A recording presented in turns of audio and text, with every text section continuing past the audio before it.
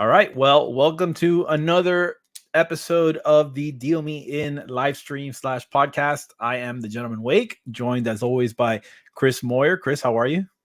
Doing great. How are you? Good, good. We have a interesting episode today because we're going to discuss all aspects of playing cards fulfillment. I think that although it maybe doesn't sound as sexy, it is an absolutely integral aspect of the playing cards industry and the business. And I think there's value to be gained here, even if you're not in the playing cards business and you just want to talk about fulfillment and leading to making sure that customers are satisfied with their products. Aside from that, let's do our typical kind of housekeeping. If we have any announcements, Chris, do you have any announcements that you want to go through or talk about? No necessarily big announcements, just working on several projects lately.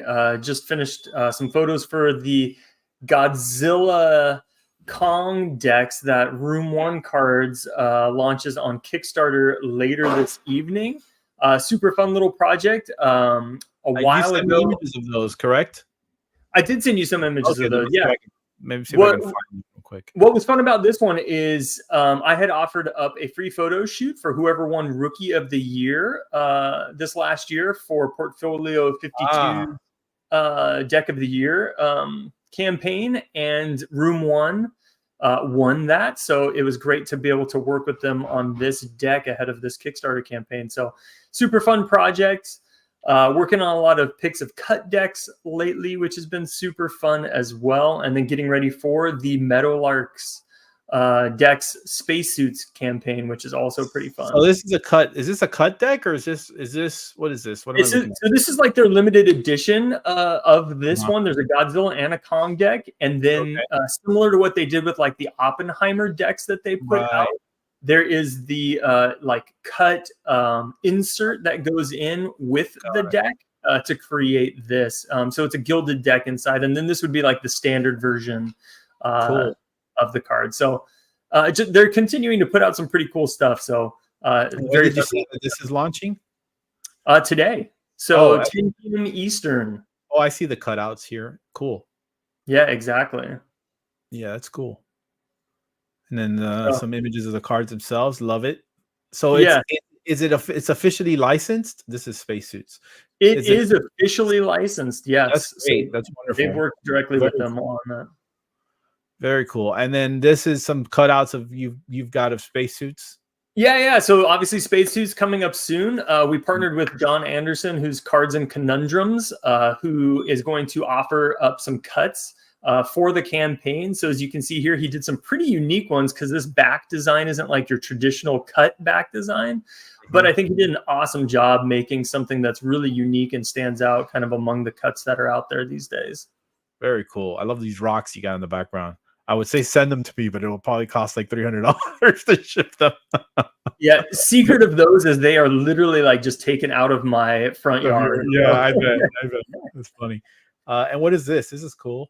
This is another project I just wrapped up for Peter Voth, who I get to partner with on a lot of projects, but he did some safety matches for Boston General Store. So this was just another really fun kind of like shoot I got to put together to kind of highlight these matches. So another fun project. Very, very, very cool. All right, cool. And then on the TGW front, on my side of things, I just want to give everybody an update as to where we are with ongoing projects. The Goldsmith playing cards are in full production swing. WJPC has the artwork. They're already in process. The tuck boxes are being printed. The coins are being stamped. The cases are being created. So everything is looking good for that. We're hoping to have that entire project in customers' hands by end of the summer at the very latest, which is hoping that fulfillment and all that stuff kind of goes as planned, and we'll have a little bit of conversations about fulfillment mishaps and whatnot in a little bit with our special guest. We will announce shortly. And then additionally, we also want to give everybody an update on Beetlebacks. So I've been working hard on the survey, have the survey just about ready and complete, including the pre-order store for that. Obviously, the Cardamundi shakedown, or whatever you want to call it, had ripple effects across the industry. And not only did it affect Beetleback, but now it's going to affect. I'm sorry, not only did it affect Goldsmith, but now it's going to affect Beetlebacks. So we are going to go with WJPC for that. I'm going to announce that in the coming days in an update on the Beetlebacks Kickstarter campaign. I think it's the right decision, knowing what I know and having understood what's at stake here. So I think that this is going to end up being the way to do things. Aside from that, I also want to go ahead and make an announcement on the winner of the Stockholm 17 giveaway from our previous live stream with Stockholm 17. So the winner of that giveaway is Humberto Vargas of Bakersfield, California. So Humberto, when you get a chance, we'll reach out to your email as well. But if you hear this, you can reach out to me on Instagram at The Gentleman Wake and send me a DM. We will organize your prize, which I actually still don't know what it is because I think you're going to have a choice. If I'm not mistaken, Lorenzo's going to give you an option as to what you want to receive for winning the contest. On that note, we have another contest in this episode as well. And I'm going to be highlighting three keywords. We're going to do just like we did with the last one. I'm going to show you some keywords throughout the stream today. You put them together in a string on the tail end of a website, and then it will lead you to the contest entry page where you can enter the contest and win a couple of gift certificates, one from thegentlemanwake.com and another one from this very generous gentleman that I am about to introduce right now. So many of you in the playing cards world have to have heard of SOCAL Playing Cards and the tremendous services that they offer as place for auctioning playing cards, a store for selling playing cards. I'm going to let the man Henry Cortez, he's the man responsible for SOCAL Playing Cards, in the room here in the chat on stage here to introduce himself and talk a little bit about those things and what SOCAL is. So I'm going to bring him on stage. Henry, welcome. Hey, Henry. Hey, Omar, how's it going? How you doing, Chris? Great. Henry, it's great to have you. Appreciate you taking the time to talk with us a little bit about this stuff. When we put together these shows, we always try to kind of attack different aspects or different facets of the industry that we work in. Sure.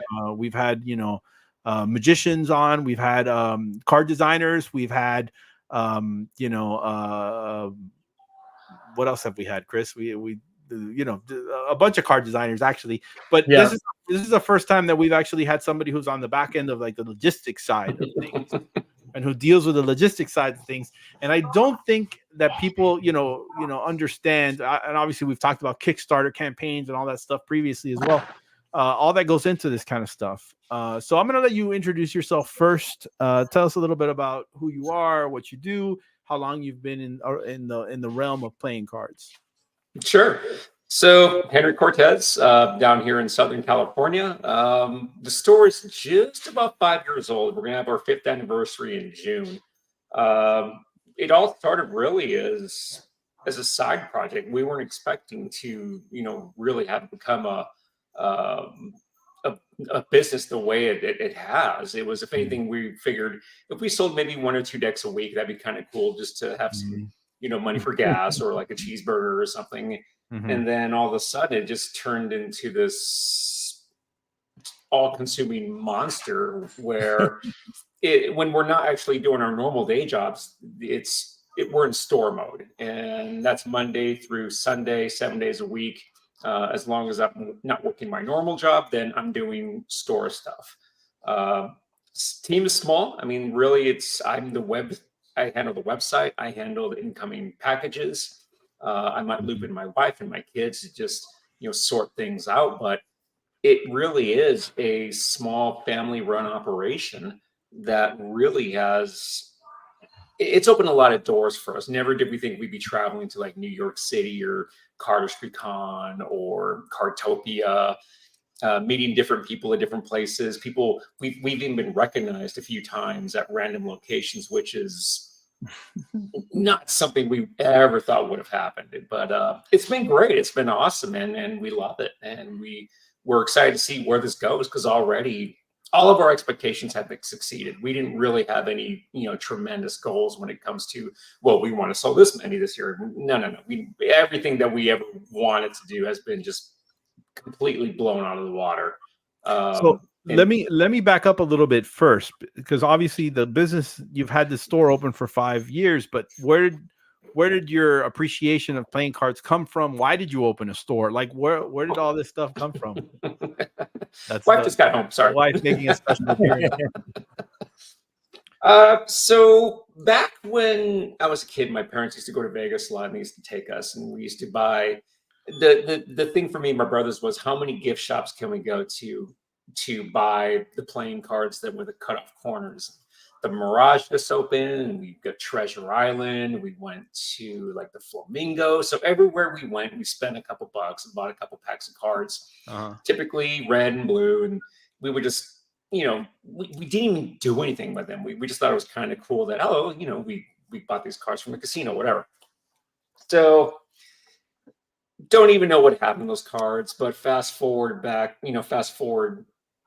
20 some odd years. And I just happened to be in a thrift shop one day, and I saw an old pack of golden nuggets from the 60s. I'm like, hey, that's kind of cool. That reminds me back when my parents used to take us to Vegas, and we just buy, whatever cards we could find. But I thought the golden nuggets were cool because they looked old. They looked beat to hell. And I had to have them. So I bought them and found out they're from like 1962. And I was like, man, that's kind of cool having something that old, like playing cards. And that was it after that. I found out they came in, 6 other different colors. And then I started looking at the newer playing cards, and I found out about Jackson Robinson, and I found out about Lautrec, and I found out about this, and I found out about that. And all of a sudden the floodgates were opened, and there was no turning back after that. Then I started going into collecting mode and getting packages arriving every single day, 2-3 at a time. And my wife knows about that. What are you doing? We've all been there. Oh yeah, every new collector I feel has gotten into that, where they're buying stuff they don't even like just to say that they have it. Yeah. So. One of the reasons why the store came into play was I was buying so much stuff that my wife recommended, look, if you're buying something that's hard to find, why don't you get 2 of them? Because then you have one for yourself, and then you can sell one. Right. And that's kind of how we got started. We didn't have a store at first. If anything, we're doing a little bit on eBay, a little bit on Instagram, but as we started to realize very quickly we needed to become more organized, that's when a friend recommended, why don't you open a store? And the funny thing was, I told him, that's the stupidest idea that you could ever come up with. Why would I want to do that? It seems like a lot of effort. It seems like a lot of expense. But it came to the point where we need to figure out a better way to track inventory. And we stumbled upon, the Shopify platform, and then it was off to the races after that. So I obviously have very little experience in the world of, running any kind of store in this way, other than my very limited experience of selling my own stock of playing cards. Sure. Chris, I know you're very recently into, starting to sell merchandise as well. So you're still very much in the virgin waters of that experience. What would you say are the most difficult aspects, Henry, of this process of running a store, and what it takes? Right now, it's time. That is by far the number one thing that I wish I had more of. It's a challenge to run a store on its own. It's more of a challenge when you actually have a day job, a normal day job. At least I've been at the same company for almost 24 years, and it requires a bit of travel. It requires a bit of work. It's in its own right a stressful position, because I'm responsible for a team of individuals from San Diego to Texas to the Inland Empire. I think I'm going to get a couple more individuals over the next week or so, but you can't imagine that the store would have become what it's become. And then if you combine it with a normal day job, Yeah, time for me is the number one thing I had more of. I find myself racing to the post office every day right before closing. And the funny thing is, I'm on a first name basis with the lady who works at the post office. She's like, "Hey, Henry, how's it going, Alma?" And I'm like, here's my stuff, here's the bins, and on some days they don't even want to see me because of the amount of boxes that I have to deliver. So they make me go in the back. Yeah. Time is difficult. Making sure that everyone's happy can be a challenge. Sure. No matter what you do, there's always one or two who, for some reason you gotta smooth over. Even when you're doing everything right, that's just the nature of retail sometimes. If it got delivered on a Wednesday instead of a Monday, you have to deal with stuff like that. Or my package was stolen, I didn't get it, it says delivered, and then it shows up the next day. It's like, well, that's a lot of times these things iron themselves out. Yeah. But it's essentially a crash course in running a store, especially when it's, by and large, a one-man operation. I know, some places have. Go ahead. I'm sorry. I'm just gonna say. No, I was gonna say. I know Chris has a question that he wants to ask. Sure. You, but there's also the aspect of like making sure you're buying enough inventory and making sure that you have the things that you need. And do you get your stuff from Murphy's Magic? Okay. Most of it, yes. We are in a unique position, and this is not secret information. We live close enough to Murphy's Magic where we get it in like a day or two. So most of the stuff on the website we don't physically have on hand, but when someone buys it, we can get it in a couple of days and then we ship it out. So that puts us in a pretty unique position. That is a good spot. Yeah, and obviously this has come up in other discussions, but yeah, not everyone can do that. I think it's very fortunate that we actually live a couple miles, or not a couple miles, a couple UPS days away from Murphy's Magic. Because if we lived in Florida, it wouldn't happen. We'd have to pick and choose what we want, and that becomes risky. Because some. And what part of Southern California are you in? We're in the Riverside County area, so we're about 8 hours south of where Murphy's Magic is. I know a lot of people know where Art of Play is. We're about about 90 minutes north of Art of Play, about an hour east of Los Angeles. So kind of central to everything. So when Fontaine has a draw, for example, we can be there in about 60 to 90 minutes, depending on traffic. We get our stuff from Murphy's Magic 2 days via UPS. So it is a unique spot to be geographically close to a few of those locations. I know Penguin Magic, Vanishing Ink, they're all right pretty much next door to Murphy's Magic. And we're not too far from Art of Play. So if there's some stuff that they have that no one else has, then we get it from them fairly quickly. And all the stuff that Art of Play does fulfillment for. So for example, like Missing or Fontaine or anyone, since they handle that fulfillment, we get it pretty quick, which is nice. That's cool. Yeah. I recently launched a Shopify store. I have like a small apparel business. And I think if you're anything like me, like it's probably similar to designing a deck, Omar, in some ways, where it's like you obsess over the details. Like there is always something more I would like to do on the site. Tweak this, change that, operate the flow a little bit differently, make the checkout smoother. There's so many things that people don't think about in terms of running a site that like do require time. And if you don't know how to do something, then you got to like research it, figure it out, like get the functionality to work right. Yeah. So it can be very tough. But my question for you is, I think one of the things that you've done that I love to see with small businesses is that you've made it personal in a lot of ways, like your Instagram.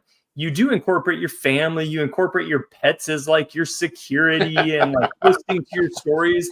And I think people really love and appreciate that. So then when they're making a purchase from you, it's not just the big business, but it's coming from Henry, it's coming from his family. There's this personal connection there. Was that like something you planned to do, or was that just you and your family being who you are? I wouldn't say it's planned per se. I think we just kind of stumbled upon that. We've met a lot of great people on Instagram, and people asking, well, what do you do? What do you like? Whatever. So yeah, we started going live on Instagram, and some of them were just really, really goofy. not my finest moment, but a lot of people that I've come to know reference a live that I did in Portland after night 2 of Cardistry Con. The night 2 Cardistry Con was kind of funny because that's where the Fontaine Futures came out. That I think that time frame was really like the, I don't want to say the golden era. I know that's kind of a cliche thing to say, but playing cards were, I think, at a high point there. So I don't know what happened, but I had a bad moment there and went to Applebee's and probably had a couple too many. And I came home, or not came home, I went to my Airbnb and I opened 4 bricks of Fontaine Futures, and I was buzzed as hell. I mean, I was feeling really, really good. And of course, you know, it was silly and it was stupid and it was goofy and it was drunk, but I did it anyway. And some people were like, dude, that is like the funniest thing I've ever seen on Instagram. And it wasn't just 1 or 2 people. I meet people later. I'm like, God, I remember you did this Instagram where you opened all the Fontaine Futures and you were like just kind of rambling and opening them, and it was like the most bizarre / funny / cringy / you know, you could throw every superlative at it you could think of, but that was me at that moment. And it's we realized that, let's say, for example, like Nike, you don't know who runs Nike. I mean, you do, but you don't. A lot of these corporations, a lot of companies, you don't know who exactly is running it. So that's why we decided, you know, one, we don't take ourselves too seriously. I'm, a bit goofy, a bit odd, socially awkward at times, and that's fine. We're going to put it out there and we'll do a live, and we did our hamsters, our QA technicians, and our dogs are the security team. And people seem to really like that because I don't know if it's because now you have a face with the company, so to speak, or we just don't take ourselves too seriously at any point in time. But it seemed to work out, and I wish we had more. You know, talking about time again, I just we had more time to do stuff like that because before things really found another gear, we were doing that type of stuff all the time, and it was pretty well received. Yeah, time is such a rough one. Like, I run into the same thing where it's like people tell me all the time, like, oh, you should do more behind the scenes reels and like how you set up all your stuff and things like that. And I'm like, yeah, you do realize like video takes a lot longer. Omar knows this. Like, if you're gonna cut God, I mean, I feel like every week somebody's like, when are you gonna make review videos again? And it's like, this is not that I don't want to. It's that if I did that, I used to, there are some videos on my channel that took me 40 hours to, I mean, it was like a full-time job to do. I just don't have the wingspan for that, the range for that anymore, unfortunately. So you do what you can, but man, time is definitely the biggest challenge. It's funny you mentioned that. People asked me once, why don't you do reviews? And one, there are so many other people that do reviews much better than I can. I don't know, well, what am I really going to showcase that hasn't really been done already? So I was like, no, that's a quick no. Yeah, I definitely wish I could do more of them. That's for sure. I also think part of the reason, like, I think, it could be a coincidence. It could be just that this is the cyclical nature of, YouTube or whatever. But I do find that the industry as a whole has a little bit less juice behind it right now than it did, like you mentioned, like right around Cardistry Con when you went. Like, I think there's maybe less people interested in it. My viewers have generally gone down. So a lot of it is, finding the energy to put in the right places right now, and that also plays a big factor. Okay, no, I'm rambling. I want to announce the first contest word for the day today. So the first contest word for the day is on the screen as we speak. So make note of that contest word because you will need it later. I'm going to leave it up for a few seconds and make sure that everyone gets a chance. Okay, going away. Goodbye. All right. So, you mentioned time, and I think time is obviously everybody wants their decks immediately.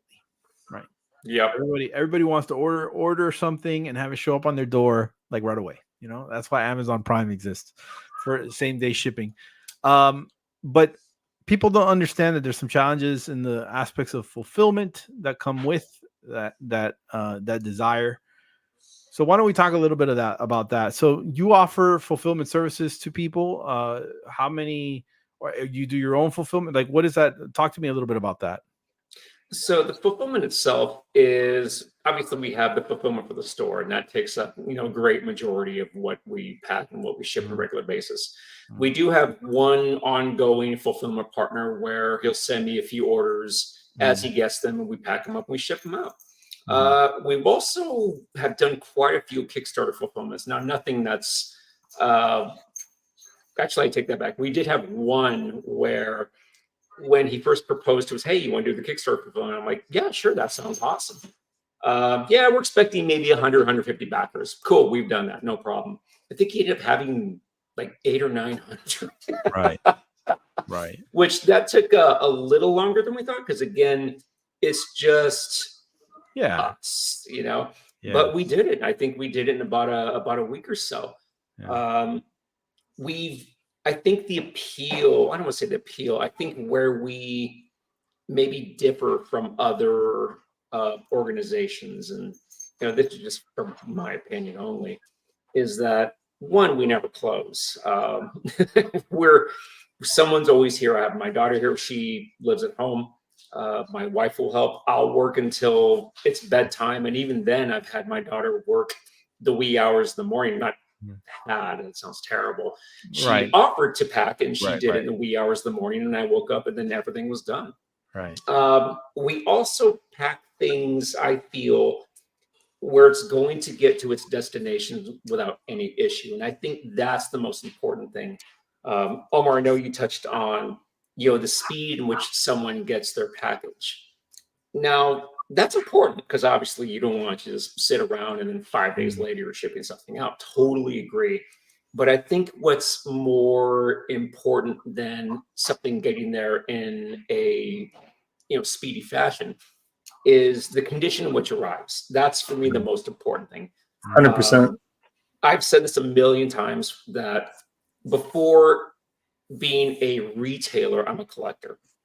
And quite frankly, nothing is more frustrating, nothing is more angering to me is when you pay for a deck, and let's face it, some of these decks are not cheap. Right. And it shows up less than ideal or format. shows up damaged. Yeah. So we put a lot of effort in which we pack it, and when we pack. So yeah, everything comes in a DS1. I say I just have these like at our arm's length. So everything we pack that we sell comes in a DS1 or some sort of deck sleeve. It has nice amounts of bubble wrap. There's not a lot of movement there, so nothing's really banging around on the inside. Yeah. And I want to make sure that everything arrives to a collector as perfect as possible. I spent a lot of money once back when I started collecting again. We talk about, buying everything under the sun. So I remember vividly, I bought a launch edition Virtuoso, and it showed up in a bubble mailer, a huge cavernous bubble mailer, just one deck. So I knew this thing already like beat to hell. The bag had stains and some of it was torn. Yeah. So you open it, of course, it's all beat to hell. So I remember going live, and I went on this major rant how friends don't let friends use bubble mailers, and that became a thing for a short period of time. Yeah. But from that point, it became I'm going to pack things as I would have liked to have received them, and that's basically we've done that from day one. Sure. I definitely having. Obviously, I haven't fulfilled myself anything, but I have been directing others to fulfill stuff for projects that I've produced, and I always think about customer experience being very important. Like how is the box going to show up, and when you open it, what is it going to look like? I don't want to open a box when I order something and find like a piece of bubble wrap and a piece of newspaper and like some brown paper stuffed in. It's like, what did they just like stuff this in their garage? Like, how did they, like, why is there all this like weird materials or whatever? Like it needs to feel like an experience. Like when I open my project, my package, and I take out my products, I want them to feel like, hey, they were packed carefully and And some people are very good at doing stuff like that. Like if you've ever ordered from Penguin, right? Penguin has this awesome thing. I don't know. It's really cool. They'll send you a video of your box being packed. Like, have you done this? Ooh, I haven't seen that. Yeah, it's crazy. It's pretty cool. Yeah, before I opened up shop. Yeah, right. You'll buy like 6 decks, right? And like they'll pack your decks, and then with like a white glove service, like they'll video it and send you a video of your decks being packed. I part of me thinks that it's like a safety measure on their part. Like they don't want anybody claiming they didn't receive something that they clearly sent out.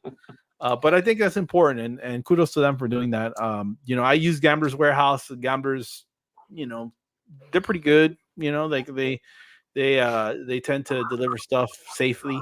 And I have stuff that I sell on my own eBay store. I don't have a ton of I'm like 1,000 transactions over the history of the store, and usually selling older decks, like you kind of started doing, Henry, and stuff that I just kind of collecting and like Henry, I also bought a bunch of stuff at the beginning where I was like just hoarding basically and not really enjoying it.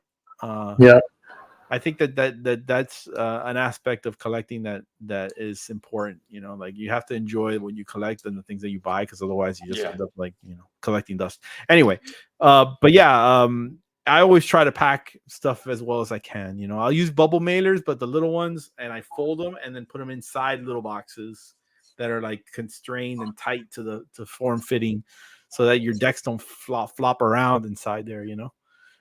There's cool. For me, like there's two, like if I think about like all the years I've been collecting, the 1,000+ decks that I have around me, there's only 2 people that I like truly remember the shipping for, and I think that speaks volumes, because we've all had the bubble mailers. We've all had like Theory 11 like does this sometimes, where they'll send you a large box with one deck in it, so the deck is like an enormous box with a bunch of like it's like filler. That can't be cheap. There's got to be more efficient ways to save money there too. Like just pack it better.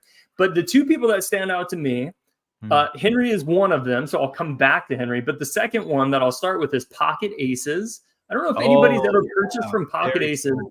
But they actually have their own personalized bubble mailers with the X on it that goes inside the box, and then the box fits right. I think he's done a phenomenal job on his packaging, so I've got to give a shout out there. But the other one is absolutely Henry, because I've ordered different volumes of decks and had different volumes of shipments from Henry over the years now. And it's almost exciting to see, like, well, this time, like, I've got carrot cases and decks coming. What is that origami inside the box going to look like? But, like, he's rolling bubble wrap into, like, these, like, little pillows, like, to go on the sides and things like that. You can tell that a human who cares put that box together. And it stands out. Like, you remember those things. So, like, for me, it's like, that's somebody who I'm going to go back to. Sure. It's funny you mentioned the carrot cases. We occasionally get orders where just all carrot cases, and I think to myself, thank God I was good with Tetris. But I gotta slot them all in. So Henry, do you when you're setting up all of your deliveries or whatever, if you're doing fulfillment for 800 people, like what does that look like? Is that like every surface in the house covered with with papers and decks and stuff? Yeah, I can imagine. We had to get a second recycle bin because we just couldn't accommodate our normal trash delivery with just one bin. It can be chaotic. The great thing is we know how to split things up. So for example, we just had another Kickstarter project that came in. This one was relatively simple. I think we knocked it out in like literally 3 hours. It was 125 backers. I think 70% of them were 1, 2, or 3 decks. And did you do that one, Brenda? Yeah. Yeah, my wife knocked that out in like an hour and a half. And everything that was like 5, 7, 12 decks. Then I'll take care of those. A little bit more involved, bigger box, a little more bubble wrap, but yeah, I mean, it's. I think we found the formula when it's just decks and there's no carrot cases involved, and we'll talk about those in a second. we can get a project out pretty quick. There was another one that we did. My wife was busy. My kids were off doing something. I think I knocked it out in 5 hours, and I think it was 125 backers. Wow. So, I mean, for a project to last more than a week, I think would be hard. It'd be tough for me to understand how that would happen, at least for us to do it. Now, we did have one project where we had a carrot case. It was a tea case, and we had to put all the decks in, and that was a little more involved. But I want to say that still took about 9 days, but that was also about 800 backers. So I was pretty happy with the way that played out because there weren't a lot of excessive delays. I think people knew that it was going to take some time because it was a larger Kickstarter project. But yeah, that's the one I look at, and we did a good job. But yeah, I think, okay, next time I would do it like this, and this, and we would change that, or maybe do something like this later on down the road. Cool. I got a question. We got a question here from Brad. Henry, how many decks are in your personal collection, and do you have a display? Right now, I'd say I have about maybe 1,500 decks for my personal collection. I try to keep a little display. The thing is, I have so many decks just laying around anyway that are part of the store, like decks that are on auction, like the ones that I scanned, just a couple of days ago. Those are still laying around here within arm's reach. Got the Seasons collection here. That reminds me, I got a question for you, Omar, but I'll get to that in a second. Okay. Sure. But yeah, I have decks literally everywhere. I still haven't even got to yet. So trust me, I like know. a display. I try relatively small because I know my wife sees that there's decks literally everywhere. So the last thing I want to do is have like an enormous shrine to, playing cards when there's already just stuff like the kitchen table has like a giant Murphy's Magic box on it right now anyway. So I do have a display where people send me gifts. Let me ask you a question. Go ahead. In that aspect, do you find that because you're running a store and selling a lot of decks that you tend to not collect as much? Yes. I admit that I am like this as well. Like when I started producing my own decks, it wasn't that I no longer was interested in other decks, is that my decks now became more interesting to me, right? Like the work that I was doing to produce the decks became the thing that I was consumed with, rather than collecting other people's kind of stuff. So as a producer, and I know you've produced a couple of decks, and I want to give you a chance to talk a little bit about that. Like talk to me about your journey from owning a store to producing a deck, what that looks like, and that aspect. So we never thought about designing our own deck. That was a pie in the sky idea. And someone said, "Hey, make your own deck." I'm like, that's silly. What am I going to do? One, I'm not going to hire a designer. Too damn expensive. Two, I have no art ability, whatsoever. So yeah, we had the store open for about like a year and a half, and I thought, how cool would it be just to make a deck? Like, could we do it? And we did kick around an idea, and actually we had one before this one. So that's the V2. That one. I wish I would have done first, but we just didn't have the know-how. We did have an initial discussion with an artist, but it wasn't that we couldn't come to agreement. It just, again, timing didn't work, so it fell through. So I figured, what the hell?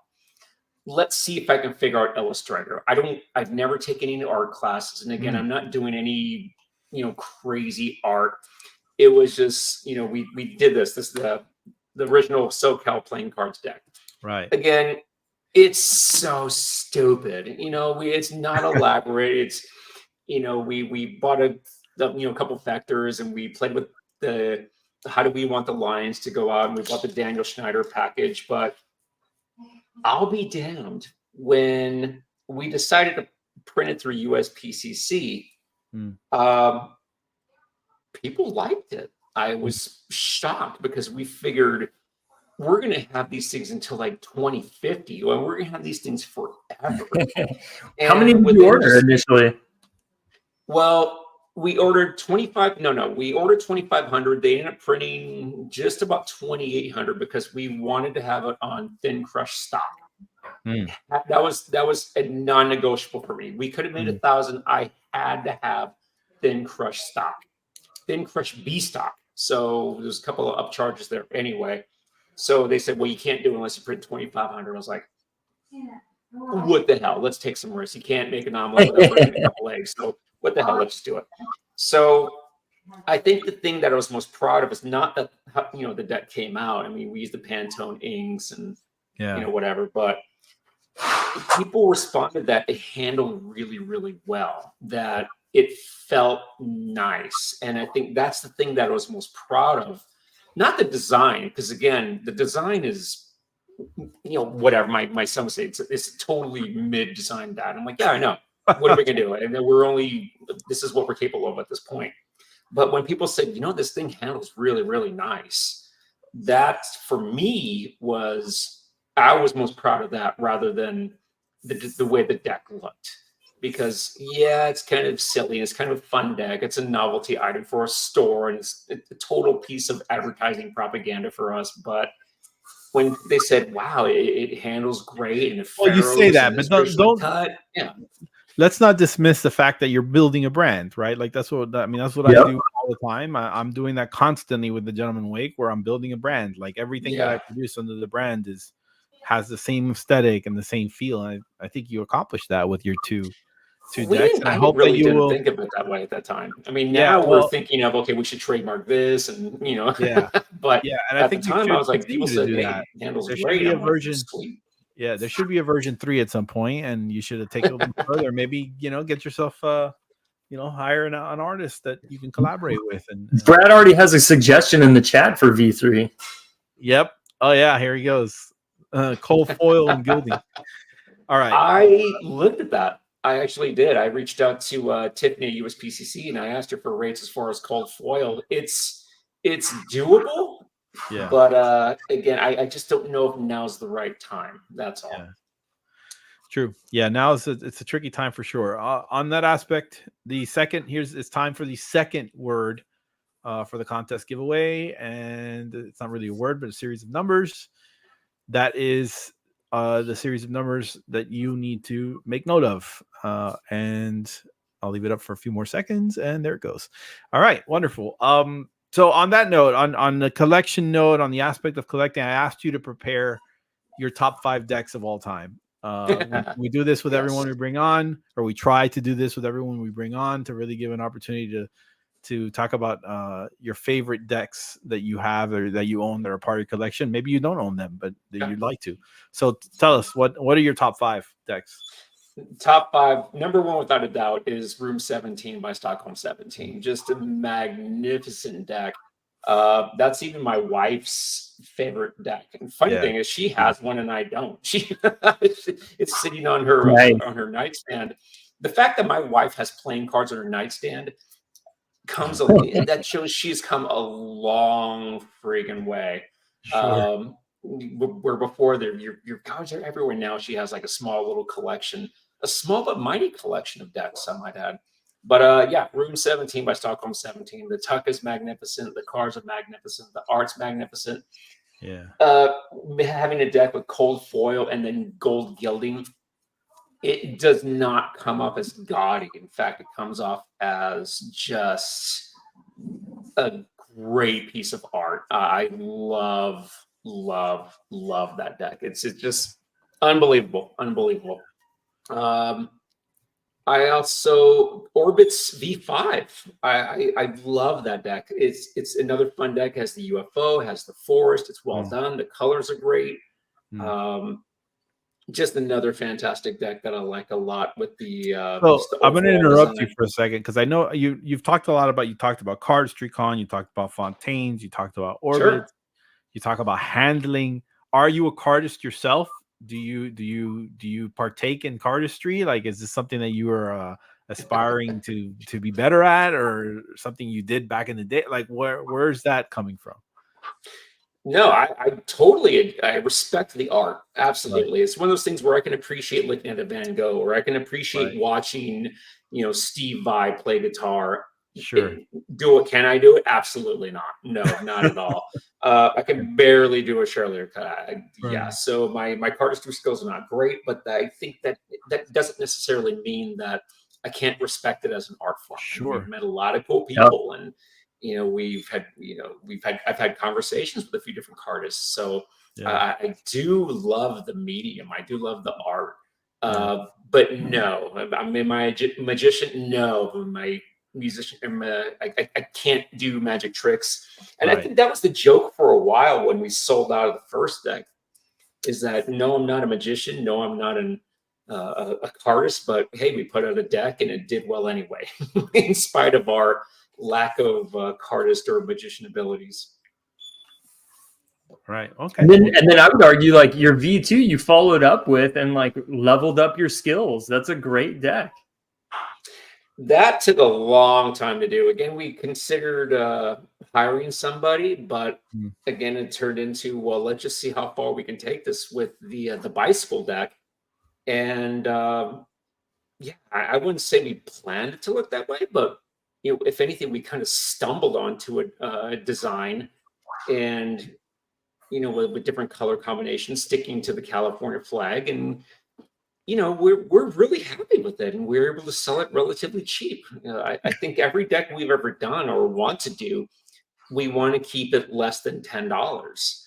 I don't see why we couldn't. So yeah, we have for less than $10. Sometimes we even have them cheaper than that. If you buy a bunch, then you get an even better deal.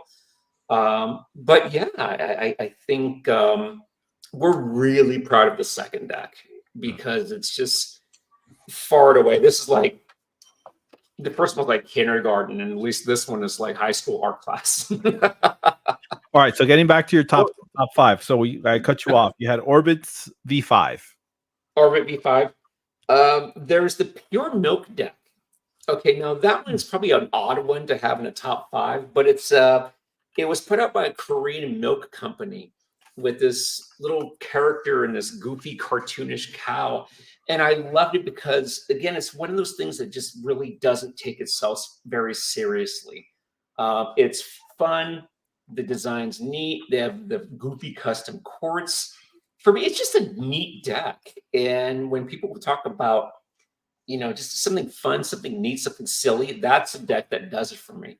I would say it's kind of, in a sense, how we are. We don't take ourselves too seriously. We can poke a little bit of fun at ourselves. So why not have it be goofy, silly, and fun? So that's it. I love it. I absolutely love this deck. I think there's even one where, like, the cow is farting or whatever. I mean, it kind of sums up. It's a stretch, but yeah, it kind of sums up SoCal. We're kind of goofy, kind of silly, but it's still cool, fun. I noticed your aesthetic tends towards the minimalist. Yes, you do like minimalist kind of vibes. I think so. Yeah, I think, well, Room 17. I mean, that's Right. Of course, that is definitely an outlier in that respect. I mean, hey, they took the time to make a diptych cow. True. They did. True. It looks like you could do it with the other character floating across too. So there's some extra design flair in there. Yep. Yeah, I just think it's a really neat deck. The first time I saw it, I'm like, what is this? So, it's one of the few decks now that I bought for myself, and I went through it, and I'm like, this is a really cool deck. I really do like this deck a lot. It's pretty fun. It's cool. I think I have like 5 of them put aside somewhere. 60 Zera Golden Nugget. And I think that's more of a sentimental thing, being that, buying the casino decks when I was a kid, and then stumbling upon the thrift shop and seeing it there for like $10. And that I bought a lot of golden nuggets after that. And, I spent probably more than I should have on eBay trying to get as many colors as I can. And I'm still missing 2. I got a lot of the green, a lot of the black, a lot of the brown, a lot of the red. I have 1 orange one. Blue and purple, those are it's like a mortgage payment trying to find those things. So everyone at home, so they can I still Yeah, I still want to try to get some of those like the blue one and the purple one, but yeah, still trying to still keeping an eye out for those. But yeah, the 60s are a golden nugget for me. That's the deck that really, like, I was all in after that. Huh. Totally all in. Cool. That's cool. So we gave us Pure Milk, Orbit, Room 17, Golden Nugget, one more. The Meadowlark, the first Meadowlark deck. Sure. That one for me was when I saw him, like, this deck is. He actually he sent me pictures of prototype. We started talking a bit, Jonathan and myself, and he goes, "Hey, I want to see what you think about this deck." I'm like, "Are you kidding?" Just the whole presentation of the deck itself. I mean, it's so well done. It's fun, but it's also elaborate at the same time, and it's not pretentious. It's just a fantastic, beautiful deck. Well, the Meadowlarks on the pips for the aces. Yeah, just the color scheme, the combos. Yeah, we love Russ Gray around here. Like Russ Gray is, he's a phenomenal artist. We had him on earlier this year, and he's just an amazing collaborator too. I'm working with him on a deck. I know Chris has had some opportunity to shoot a bunch of his decks, working on the launch of another deck of his that's coming out soon, the Spacesuits deck. Yes. So and we think he's one of the best designers in the game, if not the best. So we're for sure very effusive about him. 100%. And that's what scares me too, is when people ask, "Why don't you hire a designer?" I'm like, "Oh my god, I can't even imagine how much that goes." Yeah, it's not cheap. There's a wide range out there. There is a wide range. That's true. Like you could look, and I think it depends on what you're trying to accomplish, right? If what you're trying to do is create a deck of cards that is highly elaborate or has 35 different versions or stuff like that, it's gonna get expensive. Yeah. But but there's a bunch of talented artists out there that can do some cool stuff, and if you can, steer them in the right direction, you can make it work. Yeah, we have in my head, I'm not gonna disclose or name names, but I definitely have like a wish list in my head of if I could work with this person, this person, this person, this person, I'm like, that would be awesome.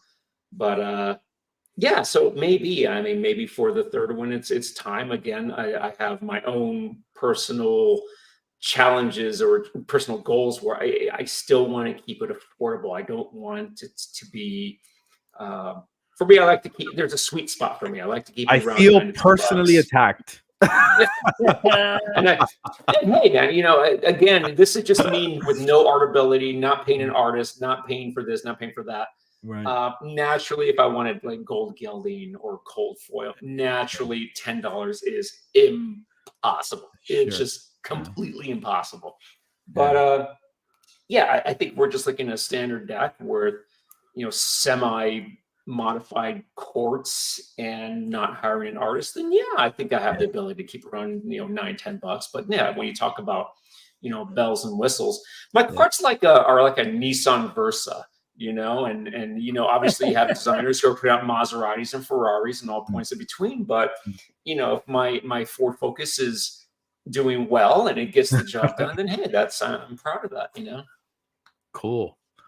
Yeah, definitely. I think they're, especially when you start making decks that have components in different countries. Like your tuck boxes are being printed in France, and your cards are being printed in Belgium, and your fulfillment centers in Germany. It's like, okay, Sharon Newton is making tuck boxes for you. Yeah. Totally. Yeah, whatever you do, Henry, don't go make a metal sarcophagus for your cards. No, just don't even. Speaking about getting like the most nervous I've ever been as a playing cards producer, because it was potentially ruinous, right? The most nervous I've ever been was the day before the sarcophagus shipped to the not only 2 times, right? The first time it got on a boat to like wait for it to arrive. Yeah. The 6 months or 6 weeks or however long it took, like that was like the worst. And then the day before it goes out to all the backers, right? Because now they're getting their individual boxes, and all you want is for people to open their boxes and love what they see and not find a broken, you know, shambled, like destroyed box because UPS shoved it in the box in a back of a truck.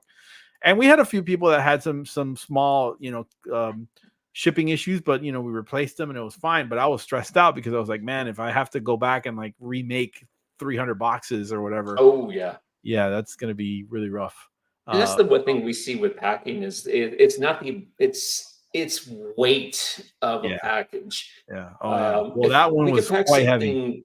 Yeah. When you have like 12 decks or 20 decks, not so bad, but every once in a while we'll get this just monster order, and it's the weight that concerns me, because when stuff starts compressing around in a box and it weighs like 20-30 pounds, I'd rather divide it up into 2 packages, because I can't have stuff showing up, you know, damage. I just can't have that. That goes against what I believe as a collector. So I wanted I remember I got the sarcophagus and I opened it up. I'm like, man, this thing is awesome. Great. I'm glad you had that experience. I know Chris, when he got the prototype, sent me a message too, because I sent the prototype for Chris to take photos, and he was like, man, this thing's really cool. And I was like, yeah, it's a great feeling to have that reaction when people have that reaction to your product. Yeah. I wanted to ask definitely nothing else that weighs that much either, as far as like a playing card box. Yeah, it's pretty heavy. So question, talk to me. We neglected to mention this, because I know you have an auction, like you do auctions on your site. Sure. This is unique to me because I obviously I use eBay for stuff and stuff like that, but like why if you're a collector and you're watching this, why would you want to call Henry, and why would you want to send Henry your stuff to use as an auction location? I wonder that myself sometimes. No. One, I'm cheaper than eBay. Okay, start. That's valuable, right? Two, and I take this idea around. I have one theory where if you go on eBay, you're kind of hunting for something. Right. The question was asked of me. It doesn't happen all the time, but I have seen it on occasion where some of the stuff that we sell trends higher than eBay. And there was a few different examples where I'm like, wow, I'm surprised it went for that much, because that's higher than the highest one we've seen on eBay in like, 3-4 months. It's not that you're looking for something in particular. I think in a sense, we're telling you, here's what we have right now. Here it is in all of its glory. We scan it from all 6 sides. This is the deck that you're bidding on. And I think it might have to do with the way I'm hoping it has to do with the way that we pack things, or a reputation, if you get something, you're going to get it in a fine condition. But we've seen it in a few different. I remember, I think we sold a crypt for higher than it was going on eBay. We sold a blue damask than what was going on higher than eBay. There was a couple high, really top shelf decks that we put on the auction site, and I was even like, okay, that's not something that I was expecting to go for that amount. And naturally, you'd see on the spectrum when you put something in, hey, it lays an egg, but that's the nature of auctions. But so I have 2 questions for you. One, do you sell anything? No, right? You're selective about what you sell. And 2, tell me about that. And 2, how do you work? How does it work? The customer, or the person who wants to sell would send you the deck, and then you take pictures, you evaluate, you whatever. Correct. And then you receive payment and pay like, how does that all work? Talk to me about all those. Sure. So in a nutshell, what we do is Omar may be your next customer. Yeah, no, I'm very interested. I have a Stockholm 17 House of the Rising Spade tarot deck with the resin cover prototype. Okay, signed by Lorenzo on the inside of the box. So in a nutshell, we have a Microsoft form. It's basically an auction interest form, and I have bullet points of what my expectation is. It has to be shipped to us. If it's damaged on arrival, then obviously we have to take that into consideration. They also let us know essentially what are they looking to auction, and sometimes there's a no. Some stuff I already have a lot of. Some stuff's already readily available from the original creator's website. So sometimes there's a no, but most of the time it's a yes. Just on how rare it is. And sometimes, we can't have all Lautrec stuff and, No. high end, old. So what? I can't King's send you Law my budget. bicycle Dr. Jekyll deck. Absolutely. We have a mix. Sometimes it's like a red dot, for example. Yeah. No, it's not going to sell for thousands of dollars, but people want it and they're going to go for it. So we try to have a nice mix of stuff too. Yeah, we'd love to have as many Lautrec as possible, but we know it's not possible for everyone to have, afford all the Lautrec decks. So we try to have a nice mix of stuff and interesting things. And we've had a couple things in the past that were really, really fortunate that we're able to auction. The Blue Damask, 2 of them, let alone 1. We had the Crown deck by Stockholm 17. I think that went for $2,500, I think. Yeah, I sold. So we've had some crazy ones, and it was I couldn't believe the amount of money that it sold for, like $2,500 or something like that. Yeah. It was absurd. I've never seen anything like it. So people send us the deck. Once it's in, we'll scan it on all sides. I think it's important that people know exactly this is how it looks from every single angle. High quality scans. Auction's about 3 days. Once it sells, the buyer pays. Then I usually send the payment to our consignment partner. Obviously, I keep a little fee just to cover, and of course, again, try to keep it cheaper than eBay. Because if not, then what's the point? Cool. Yeah, I think there's 2 things that I would call out as far as like advantages that you have. I think one is that you've got a very specific audience. When you put something on eBay, you're going to this massive audience, and sometimes it's really easy for things to get lost. They're like, if I'm just searching for a certain deck of playing cards on eBay, if I don't know exactly what I'm like trying to find, it's like a sea of so much crap that you have to sift through. For you only have like maybe 3 to 6 things at a time, so it's very focused, it's specific, and the audience are people who care and are passionate about these things. So I think that helps big time. But the other piece is the popcorn bidding. There's nothing worse on eBay than getting sniped at the last second and losing something. Whereas this, it gives you an opportunity to go back and forth and truly see like who's willing to, really pay that pretty penny at the end to make it theirs. So I think those are 2 big things that for sure I would are add a third. Yep. I would add a third. And the third is that he's an impartial third party. There's no scamming. There's no threat of like, hey, I'm not going to get it shipped to me properly. Like the fact that Henry is undertaking that responsibility makes it easier in the mind of the person who's going to spend $2,000, right? Like, hey, I'm going to spend $2,000 on an eBay account. I don't know who's on the other end of it, or I'm going to spend $2,000 on this guy who makes a living off doing this and is very keen to make sure that I'm going to get my stuff the way it's meant to be gotten. So yeah, I actually won an eBay auction recently for a trio of Stockholm 17 decks, and when it came time for them to ship them to me, they're like, "Oh, I can't find 2 of the 3." Oh no! I was like, wait, what? Right? Like, how's that even possible? Yeah. Or they found them and they're damaged and decided not to sell them, or who knows? Yeah. But I think that's a very valid point to definitely consider. Okay, final word for the giveaway. You know what the first 2 words are? The final word for the giveaway is this one. So I'm trying to keep a Southern California flair with my keywords here.